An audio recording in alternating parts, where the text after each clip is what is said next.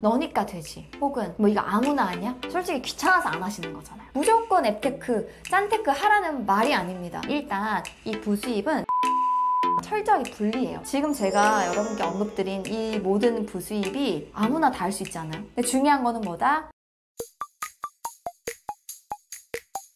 안녕하세요, 멘토 구채희입니다. 여러분, 오늘은 부수입으로 1000만원 만들기에 대한 이야기를 해보려고 해요. 제가 올해 연초에 세웠던 목표 중에 하나가 주수입이 아니라 부수입으로 1000만원 만들기를 해보자 라고 세웠었거든요.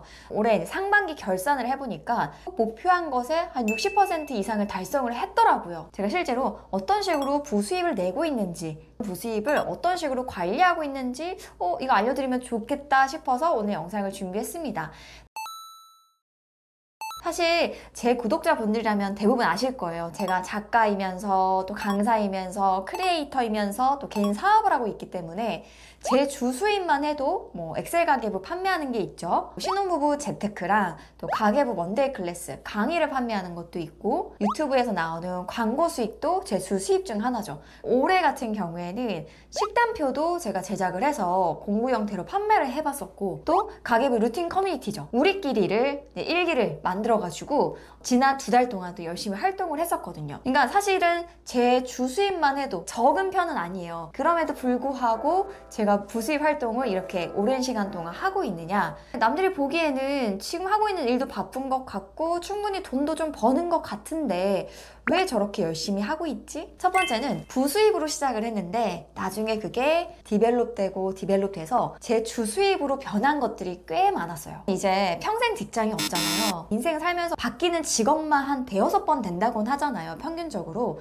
제가 여러 가지 주수입 활동을 하고 있지만 저는 이게 평생 이 수입의 그래프가 계속 올라간다고 생각하지 않거든요. 모든 사업에, 투자에, 내가 몸담고 있는 직장마저도 그 업황에 업앤다운이 있기 때문에 내가 주수입이 딱 하나인 사람과 이 하나의 안정된 직장을 갖고 있다 하더라도 다양한 부업 활동, 부수입을 내보는 사람과는 어떤 기회가 생겼을 때 내가 해봤으니까 이 부업 중에서 요거는 내가 조금만 더 디벨롭 해볼 수 있겠다, 내 주수입과 맞먹는 만큼의 어떤 수익이 발생하는 분들도 반드시 있거든요. 저 같은 케이스도 그랬어요. 블로그를 했고 그러다 가계부를 올렸더니 나도 파일 공유받고 싶어요. 처음엔 무료로 배포를 시작했지만 점점 수요가 많으니까 이거를 조금씩 내가 팔아봐도 될까? 처음에는 몇 명, 몇십 명 그렇게 작은 금액으로 시작했던 게 지금은 제 주수입으로 넘어오게 됐거든요. 제 직업이 항상 불안정하잖아요. 모든 사업하는 사람들 다 똑같을 거예요. 그래서 어디서 언제 기회가 올지 모르기 때문에 항상 여러 가지 부수입 활동을 일단 보면 시도를 해보고 발을 걸치고 있는 거죠. 그리고 두 번째는 실패해도 데미지가 없어요. 저 사실 재작년에 제 나름 스마트 스토어에서 쇼핑몰 오픈해가지고 몇 개월 운영하다가 완전 쫄딱 망한 경우가 있었어요. 근데 생각보다 힘들고 저도 안 해봤으니까 더 환상을 갖고 있었는데 뭐 구매 대행이나 이런 게 아닌 이상은 물건 사입하고 막 고객 응대하고 포장하고 이런 게 너무나 벅차더라고요. 뜨문뜨문 주문은 들어오지만 이거를 오래 운영하기가 힘들겠다라는 판단이 서서 제가 접었거든요. 근데 이것도 내가 똥인지 된장인지 먹어봐야 알 수 있잖아요. 한편으로는 괜히 했다, 몇백만 원 손해보고 말았구나 라고 생각했는데, 저 지금 구채 공식몰이라고 해서 몇 개월 전에 또 쇼핑몰 다시 만들었어요. 그럼 기존에는 망했지만 지금은 제가 갖고 있는 상품들 있잖아요. 뭐 커뮤니티라던가 식단표도 이번에 직접 제작을 해서 공부 형태로 운영을 했었는데, 확실히 그 예전에 한번 해봤다고 고객 응대라든지 어떤 시스템을 익히는 거라든지 이런 거는 너무 수월한 거예요. 제가 공부했던 이 식단표도 뭐 1차는 2시간의 조기 마감, 2차 때도 조기 마감 이런 식으로 돼서 잘 되고 있거든요. 만약에 쇼핑몰이나 물건을 팔아보는 경험을 하지 않았더라면 지금 이렇게까지 힘들지 않게 이거 운영할 수 있었을까 생각하면 오히려 그때 내가 부수입을 한번 도전해봤기 때문에 가능했구나라는 생각이 들어요. 세 번째는 세상이 돌아가는 트렌드에 대해서 시야가 넓어지는 걸 느껴요. 사람들이 지금 현재 원하는 것에서 항상 돈이 있어요. 콘텐츠도 사람들이 요새 소비하는 콘텐츠, 좋아하는 콘텐츠를 만들어야 돈이 되는 것이고, 물건도 마찬가지로 사람들이 좋아하는 어떤 서비스, 가려운 것을 긁어주는 무언가를 내놨을 때 팔리는 거거든요. 그러려면 세상에 대한 관심, 사람에 대한 관심이 있어야 돼요.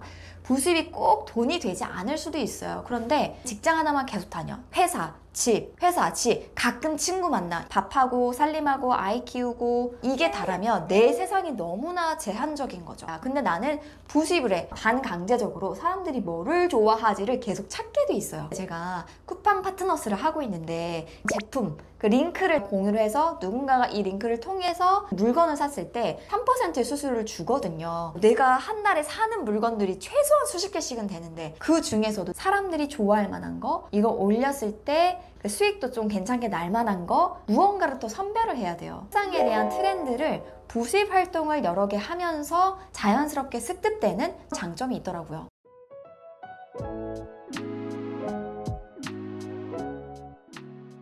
제가 지금 몇 가지 부수입을 하고 있냐 세어봤더니 8가지가 되더라고요. 첫 번째는 애드포스트, 블로그 운영했을 때 다른 사람이 제 블로그에 왔다가 광고 배너가 뜨잖아요. 그 배너를 클릭했을 때 수익의 일부가 저에게 옵니다. 이 애드포스트에서 지난 6개월 동안 17만 원의 수익이 났더라고요. 근데 사실 이게 큰 돈은 아닌데요. 제가 지금 블로그 활동을 거의 잘 하지 못해요. 그런데도 기존에 쌓여있는 글들을 통해서 이렇게 한 달에 한 3만 원 가까운 수익이 난다는 거는 전 나쁘지 않다고 생각을 하거든요. 두 번째는 쿠팡 파트너스입니다. 쿠팡에 물건들이 많잖아요. 그 물건들의 링크 하나를 어딘가에다가 홍보를 해놔요. 저 이걸로 집밥 해먹었어요 라고 해서 블로그에 그릴 수도 있고요. 뭐 사진을 올리면서 그 안에 내산 여기에서 구매했습니다 라고 했는데 누군가 들어가서 클릭했다. 결제 금액의 3%가 수수료로. 카톡에 친구랑 야 이거 샀는데 되게 좋아 뭐 이런 얘기 많이 하잖아요. 친구한테 그냥 링크가 아니라 쿠팡 파트너스의 별도의 링크가 있거든요. 그거를 복사해가지고 나 여기서 샀어 라고 딱 주면은 친구가 만약에 괜찮아서 샀다 그럼 그것도 나한테 수익이 들어오는 거예요. 인스타그램도 프로필 링크나 이런 거에 다 링크를 넣을 수 있으니까 거기에서도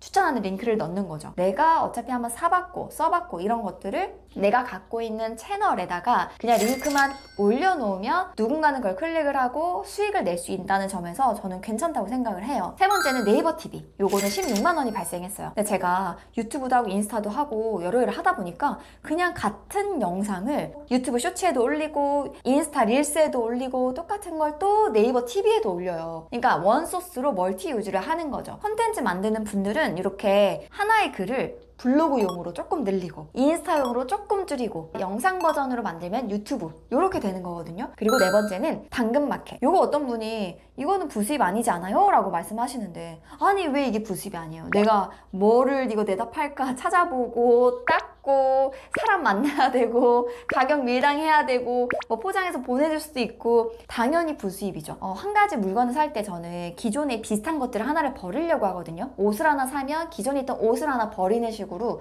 그렇지 않으면은 계속해서 물건이 늘어나거든요. 그러면 그 비우는 것 중에서 나는 쓰지 않을 건데 수익할 수 있는 거는 이제 추려가지고 올려놓죠. 이 당근마켓만 지난 6개월 동안 제가 174만 원어치를 팔았더라고요. 베스트셀러 아닙니까? 한 달 전쯤에 이사를 했어요. 근데 이사 때는 대대적으로 버릴 물건들이 많이 나오잖아요. 그때 이제 물건 정리를 하면서 이렇게 또 확보를 했죠. 그리고 저는 이제 책을 2권 쓴 작가이기 때문에 인세가 꾸준히 나옵니다. 지금 몇 년이나 지났는데 올해 상반기에 39만 원이 나왔더라고요. 제 책을 이북으로 이제 보시면 그 일부가 저에게 인세로 들어옵니다. 그리고 제가 주식 투자를 하고 있는데 그 중에 일부는 많이 크진 않지만 배당주에 투자를 해서 배당금을 따박따박 받고 있어요. 근데 해외 주식 위주로 배당금을 받는데 그 비용도 1, 2분기 정산하니까 한 22만 원 정도가 되더라고요. 배당주 관련한 거 조금만 검색해 보시면 현재 배당률이 높은 그런 종목들은 다 실시간으로 볼 수 있는 시대잖아요. 수십 년 동안 꾸준히 배당해온 기업이면서 그 중에 내가 좀 알만한 기업이다, 우량주다 그런 주식들을 매매해서 배당을 꼬박꼬박 받고 있고요. 그리고 릴스 보너스. 최근에 인스타 릴스에서 보너스를 주는 그 서비스가 생겼어요. 유튜브 애드센스처럼 조회수 광고 수익을 준다는 거죠. 지금은 약간 베타 서비스 형격이어서 팔로워 수가 많거나 소수만 일단 베타 서비스로 열어줘서 그분들만 지금 수익을 내고 있어요. 이게 시작한 지가 얼마 안 됐어요. 한두 달 정도밖에 안 됐거든요. 그럼 이거 보는 분들이 아니 나는 그럼 어차피 저거는 부채만 할 수 있는 거 아니야? 라고 생각을 하겠지만 베타 서비스라는 건 결국에는 이게 점점 점점 대중화 시킬 거라는 얘기잖아요. 그리고 지금 수익을 보는 분들도 처음부터 이게 생길 줄 알고 했나요? 꾸준하게 하면서 자신의 팔로우를 늘어가거나 좋은 영상 만들어서 계속해서 조회수가 많이 나왔던 사람들은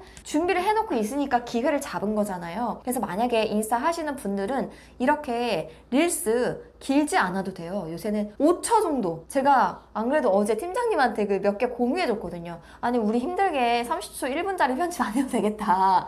짧은데도 막 100만 넘고 200만 넘는 영상이 수두룩 빽빽 하더라고요. 한 6월 정도인가 시작했는데 한 12만 원 정도의 수익이 났습니다. 이 외에도 제가 이제 SNS에서 협찬 같은 거, 의뢰 같은 거 들어오잖아요. 그런 것들도 또 다 합해봤더니 한 145만 원 정도가 되더라고요. 그리고 부수입 중에 하나, 파킹 통장 이자예요. 무려 225만 원이 되더라고요. 이건 아마 제가 파킹 통장에 지금 넣어두고 있는 돈이 1억이 넘어가기 때문에 좀 많이 발생한 부분이 있긴 하지만 저는 파킹 통장 이자도 부수입으로 포함을 하고 있습니다. 자, 이렇게 다 합쳐보니까 그러네. 8개가 아니죠?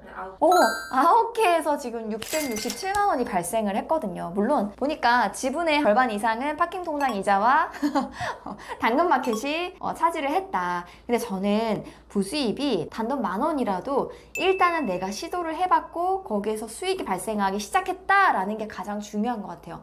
저는 솔직히 지금 주수입에 조금 에너지를 빼고 시간을 빼고 예를 들어 블로그 내가 맘먹고 키우자라고 했으면 한 달에 100만 원까지도 벌어볼 수 있을 것 같거든요. 근데 왜 이런 자신감이 있냐? 내가 이 부수입 활동을 오랜 시간 동안 해왔잖아요. 저는 이 부수입도 나에게 맞는 부수입이 있고 맞지 않는 부수입이 있다고 생각을 해요. 사람마다 내가 쓸 수 있는 시간, 그리고 쓸 수 있는 시간대, 그리고 나의 성향, 그런 거에 따라서 이 부수입의 영역은 더 다양하고 선택할 수 있다고 생각을 하거든요. SNS 얼굴 노출하는 것도 싫고요. 저만의 컨텐츠도 없고요. 핸드폰 하나 있으면 다 할 수 있는 것들이고 아이템화 부수입거리로 만들 수가 있더라고요. 가급적이면 부수입마다 달아가지고 분리해요.